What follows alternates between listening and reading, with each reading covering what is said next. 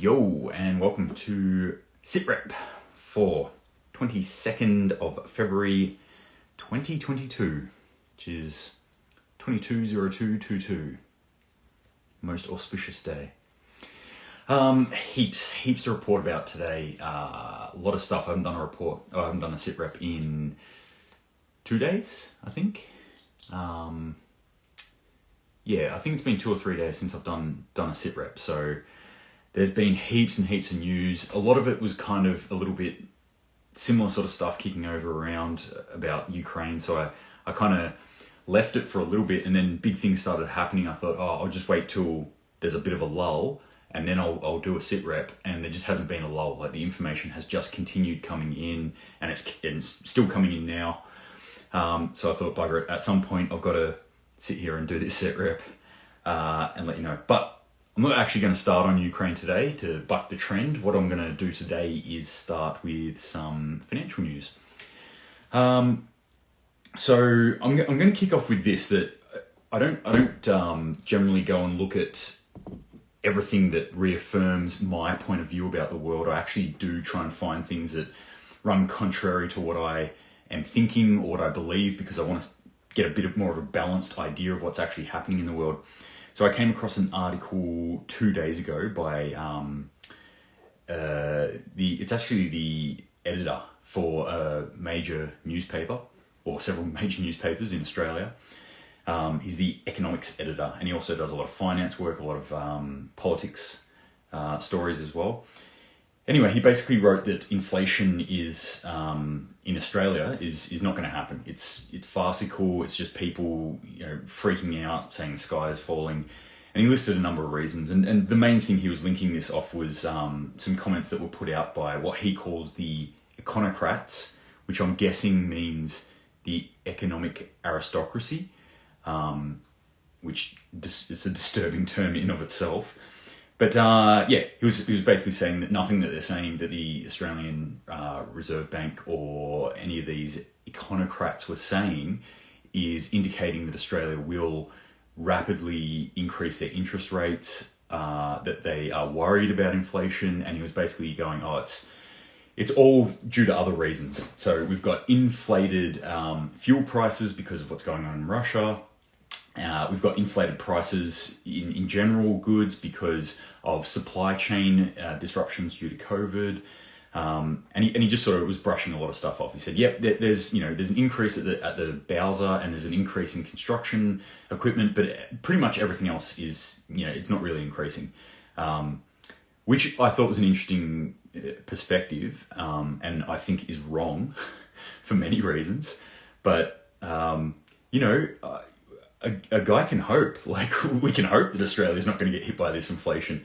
I just don't see it happening. He did have comments like, the US is seeing 40% increase in used car sales, in the price of used cars, and we're just not seeing that here in Australia. And I was like, have you been on car sales lately, mate? Like, every car on there is through the roof. My car, it's a piece of shit. It's not a piece of shit, it's all right. It's a Ford Ranger. It's like 11, 12 years old now. And the average price of the same car I've got is at probably about 15, 16 grand right now, which is through the roof. I was expecting maybe 4 or 5 for that type of car. So,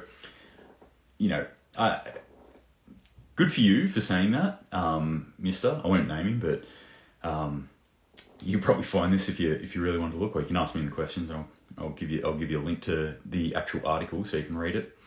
I just think it's a bit misguided, and I think it's somebody who's probably not that linked to reality. So someone who either doesn't do the shopping or doesn't really care about the money that they spend when they get to the shops. They just put it on the card and walk out, because I do shopping, and I am seeing an increase in everything that I'm buying, and that's everything across the board. So there's a lot of other evidence out there that things are increasing as well. So I just wanted to throw that in there to show you that, like, I am actually attempting to try and find other things that run contrary to what I am seeing, to hopefully broaden out the image of what I'm seeing. We do kind of live in echo chambers, and especially with the algorithms that they are now using, that it kind of locks us into seeing the same sort of stuff. So it's always good to break out of that and see something else. But now on with the narrative as we know it. The World Bank just released their annual report. Surprise, surprise, they're extremely worried about debt, which is, if you haven't seen the amount of debt the world's in right now, it's pretty disturbing, and it's unknown how you're going to get out of that debt. They're worried about inflation. So just as a rough sort of, cliff notes of this, sometimes you can kind of get rid of a bit of debt through inflation. So they're worried about debt and inflation, so that's a bit weird. They're worried about interest rates as well, skyrocketing. If people are trying to catch inflation, or countries are trying to catch inflation, they're going to use interest rates to try and tend that down.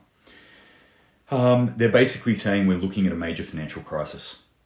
So that's the World Bank coming out and saying, look, if nothing changes, then what we are looking at is a major financial crisis. And major nowadays, if people haven't heard me explain this before, but essentially we're still in the hangover of the 2008 financial crisis. We just really kicked the can down the street on that one and printed a lot of money and dug our way out and spent our way out.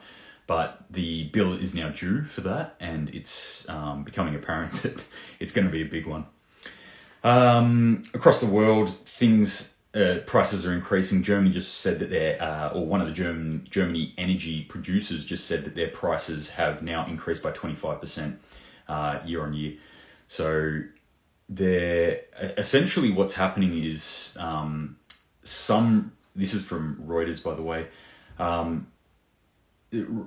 some indicators are saying that they're paying 2/3 more for their energy than they were January last year, which is unfathomable. And if you haven't seen the stories of how much electricity or natural gas costs in Europe at the moment, it's the kind of things that will make your toes curl.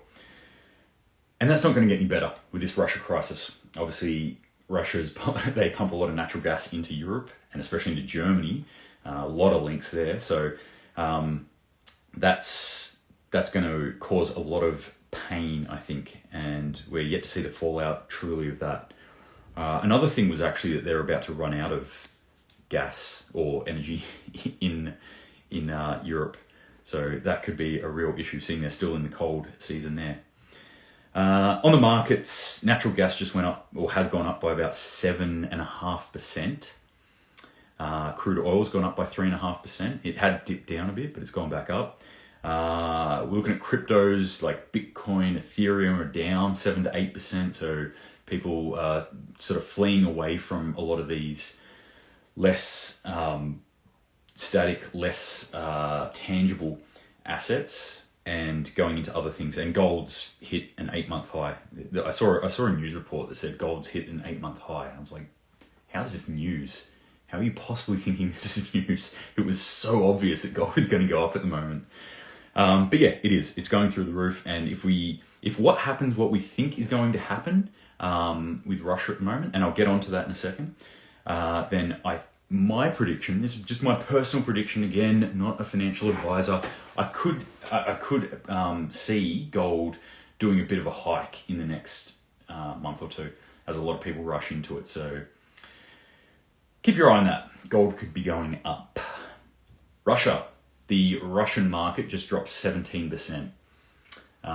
That's huge. I don't even know what the money amount on that would be, but imagine 17% on the ASX or on Wall Street. That'd be people jumping out of windows for sure on Wall Street. That's catastrophic. So we'll see what happens there. I don't think it could be anything good, seeing how things are going. Looking at weather events, UK is bracing for Storm Franklin. It's called Storm Franklin's about to hit, or is hitting, up in Manchester. And if you haven't been following it, they've just been whipped by 2 in the last week, and this is the 3rd one they're about to cop in a week. So a lot of storm activity happening in that part of the world, and Europe as well. They're getting a lot of high wind storm activity through there, so things aren't going too good. All right, so Russia, Ukraine, it is kicking off there. lot of news, and I will miss a lot of it because things that I thought were important 24 hours ago have kind of been pushed down now because more important things have come out, and especially in the last 5 or 6 hours. A lot of really, really interesting news. So those two segments of Ukraine in the east up against Russia that were kind of Russian occupied and that were kind of split off and were in a bit of an unknown state, but it was pretty clear that Russia was having a lot of influence in there. Fighting broke out in there, and there's been quite a bit of shelling. A lot of videos coming out of that. So you can actually see some of these attacks happening. As for confirmation, I can't really confirm too much at all. There's so much rumor and innuendo going on at the moment, but the amount of reporting that we're getting out of there that there are shelling and there are attacks and that there are deaths now on both sides would be a pretty good indicator that there is something serious going on right now. Possibly influenced by Russia heavily. That's my take on it, at least. Russia, a lot of rhetoric coming out. I mean, a lot of rhetoric from both sides again. UK, US are still screaming, the sky is falling, Russia is coming, they're going to do it, they're going to take over Ukraine, everyone from Ukraine run. Russia is still spouting genocide in these two parts of the eastern part of Ukraine. So we're looking at the two forces in there, or the two, what they're calling separate countries now, LPR and DPR, for short. They're claiming there's genocide going on there. There is something like 1.2 million refugees who have come out of there into Russia. They've got a huge amount of people who are apparently asking for Russian citizenship. This is all coming out of Russia, by the way. So, put that into whatever category you will. Russia sat an extraordinary security conference meeting early this morning Australia time, and the end point of this was that they have recognised the LPR and the DPR as their own independent countries. So that part is no longer Ukraine according to Russia, which sets them up obviously to then move in there, because then the next thing they released was the LPR and DPR have, surprisingly, the leaders have asked for Russian help, so we're obliged, because these genocides we're talking about are going on there, we're obliged to go in. So in effect, the invasion is on, it is happening, but if you look at it from the Russian perspective, they're saying, no, we're not invading Ukraine at all. We're helping LPR and DPR. This is all part of the battle plan of Russia, and it's been pretty clear that they've tried to do this. It's been that long grind that I was talking about a couple of days ago, and they have meticulously, brick by brick, been building this up, in the way that they do, without being overly aggressive. If they had just driven tanks into Kiev, then it's war, okay? And at that point, Russia doesn't really want that war. Russia doesn't know that it can win that war. Or maybe it does. Maybe, it's hard to actually get a bead on their exact power, military power, but it would be likely that, a united Russia would not be a united NATO sustained fight. But what they've actually done has, by laying the groundwork for a legitimate reason for them to actually go into what they recognise now as sovereign states of LPR and DPR, that is their game plan, and it doesn't actually, it muddies the waters and it makes it murky, so that now if Ukraine and or NATO do step in, then Russia can throw their hands in the air and go, oh, we're the victim here, you attacked us, now we will retaliate. But obviously, a lot of sanctions being thrown out and about to be thrown out by everyone at Russia at the moment, and especially the specific Russian parts or the oligarchs that are involved in the Ukraine, in and around the Ukraine conflict. So we're seeing a lot of that being thrown out there. Russia, again, has come out and said, we don't care about your sanctions. We can live without you. It's nothing to us. So they're clearly, or according to their words, they're clearly not going to back down. They clearly don't care about what sanctions are going on. And there's this potential where the West throws these sanctions out and then maybe doesn't have the taste for going into actual conflict. So at which point Russia will take LPR and DPR, so that eastern part of Ukraine. They will also hold the Crimea, which is another thing that their rhetoric is saying. They're putting out, they're saying Kiev is going to move on Crimea, which Crimea wants to be part of Russia. So again, they're laying all this groundwork. They're saying all these things to make it look like it's a totally legitimate thing that they're doing in Ukraine. And you can make up your own mind whether you feel it's legitimate or not. I think it's a interesting and probably wise or clever tactical maneuver on their behalf, what they're doing. I don't like it particularly. I don't think it's a good thing, but how they're doing it is smart. So that's basically the situation as we have it at the moment. So Russia is saying that LPR, DPR own states and they are gearing up to move in there. So everyone's been worrying about the invasion. I think that's it. This is the invasion that everyone's been looking for. Now it's kind of like balls in your court, NATO. What are you going to do? So it'll be kind of interesting to see what happens. How Ukraine will respond as well. So watch that space. But as I said, what we're seeing here has big effects. It has effects everywhere. This isn't just, it's interesting, and I kind of go into detail in it because I have this interest in geopolitics, but particularly in this one, I wouldn't be that concerned about something happening in Europe or anywhere in the world, really, because conflicts are happening all the time in the world, and I kind of keep an eye on it and go, oh, that's kind of interesting. This one has a potential to be something much, much larger. So again, start to watch what China's doing, start to watch what Iran's doing and what's happening within the Middle East. Maybe even start to watch what North Korea is doing. Start to see how this is actually affecting everything. Also see, it'll be interesting to watch what US reactions are to this, how they actually step up to this challenge, I guess, to their authority or power, which has been waning. It's been slipping for many, many years. And now I think this is the oppositional forces smelling blood in the water and stepping in. So watch all that.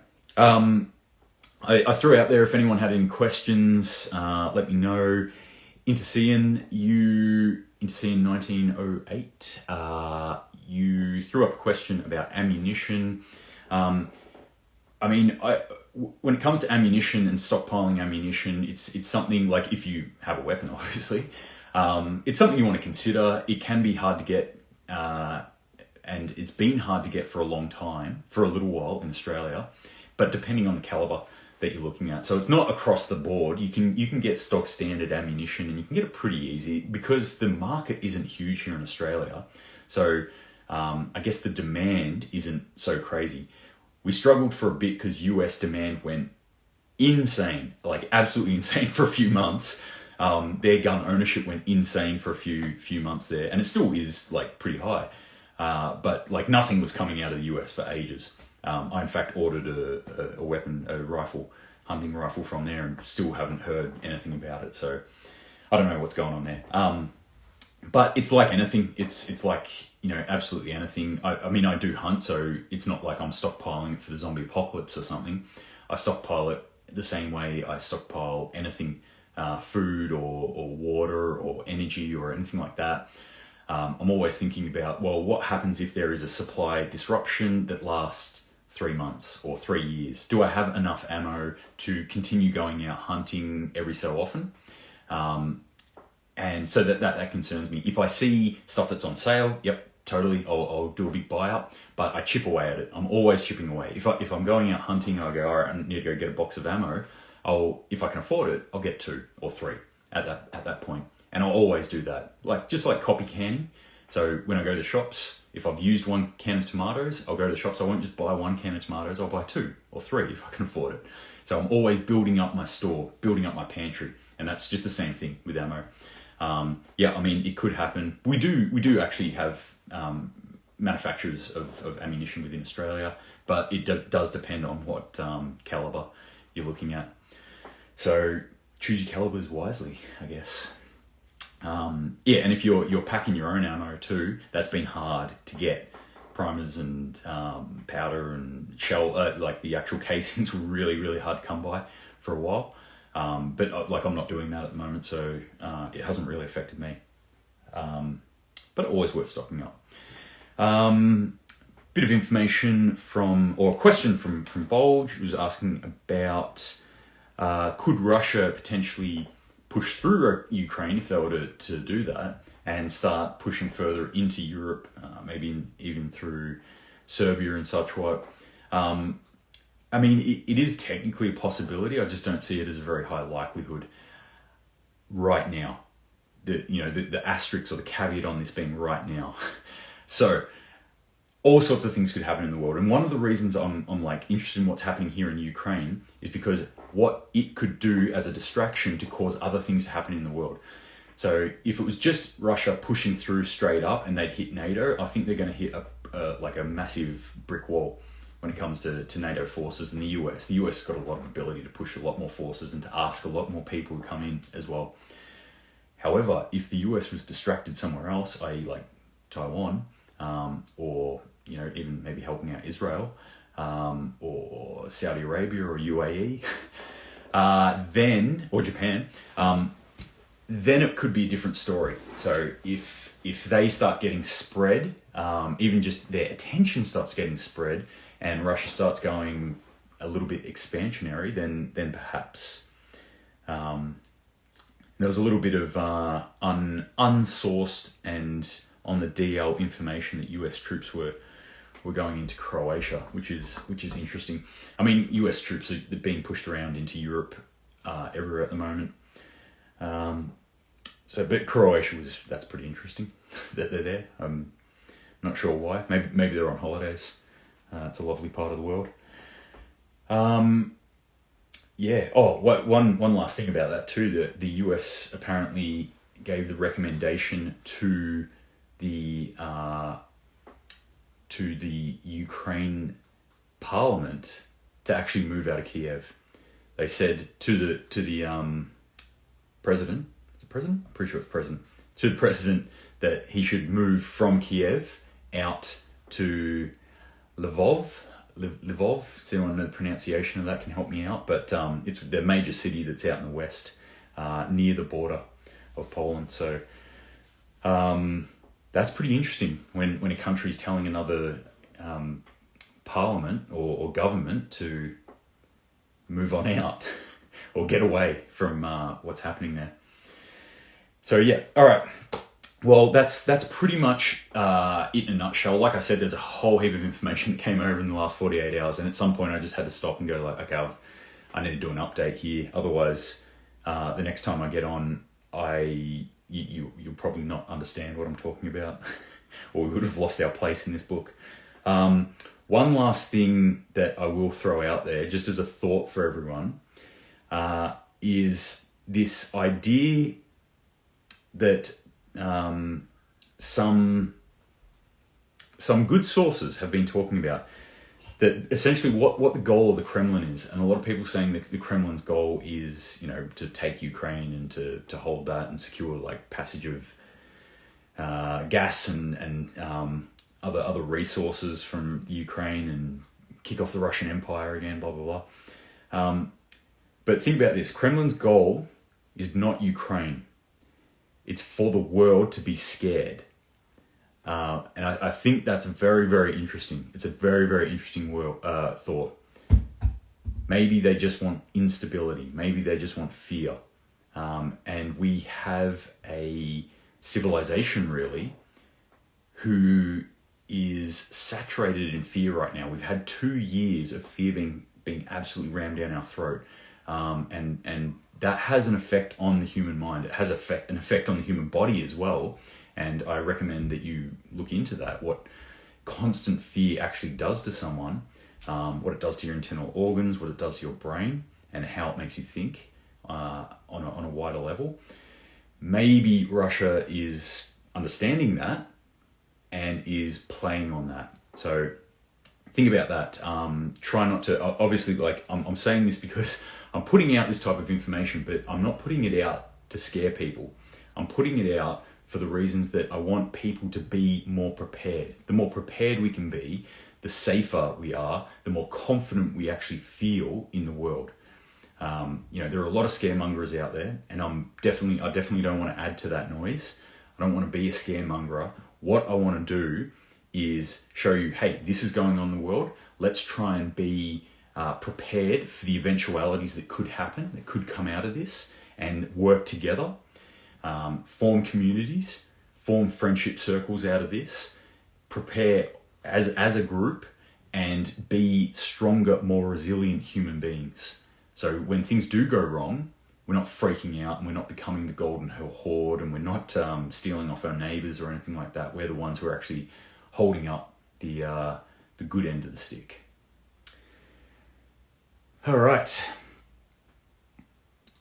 Yep, VB 308 life. This is a distraction with fear of the next part of the wicked agenda. Definitely. Who knows what's going to happen next? I mean, someone knows what's going to happen next, right? But definitely not me. But all we can do is sort of look at likelihood and consequence of the things that are going to happen, and spend our resources and our time and our effort preparing for those things, and try and be better, safer human beings. So that's it for today, guys. Thanks for listening in. Stay safe out there, stay prepared, and Semper Paratus. Thanks.